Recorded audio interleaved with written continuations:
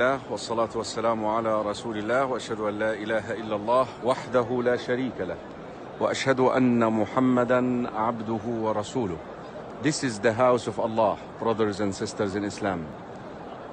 Allah subhanahu wa ta'ala says in the Quran, ذَلِكَ وَمَنْ يُعَظِّمْ شَعَائِرَ اللَّهِ فَإِنَّهَا مِنْ تَقْوَى الْقُلُوبِ.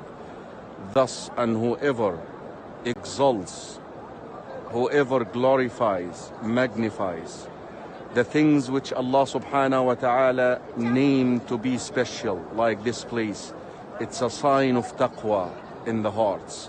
Brothers and sisters in Islam, when you love Allah, you exalt Allah and you exalt the things that He made special. You glorify the things that He called to be special. That's why millions of Muslims travel from distant, faraway places, go through a lot of hardships in order to be here, brothers and sisters in Islam, because they love Allah and they exalt Allah and they exalt the things Allah subhanahu wa ta'ala is exalting.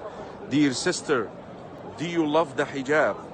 When you love the hijab, you're exalting Allah subhanahu wa ta'ala.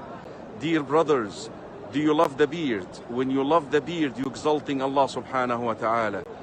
Brothers and sisters in Islam, do you love to pray 5 times a day? Is a sign of loving Allah, exalting Allah subhanahu wa ta'ala. When you fulfill the commands of Allah, when you stay away from the things Allah labeled to be haram, is a sign that you exalt Allah. And when you exalt Allah subhanahu wa ta'ala, that means you love Him and you fear Him as well. Assalamu alaikum wa rahmatullah.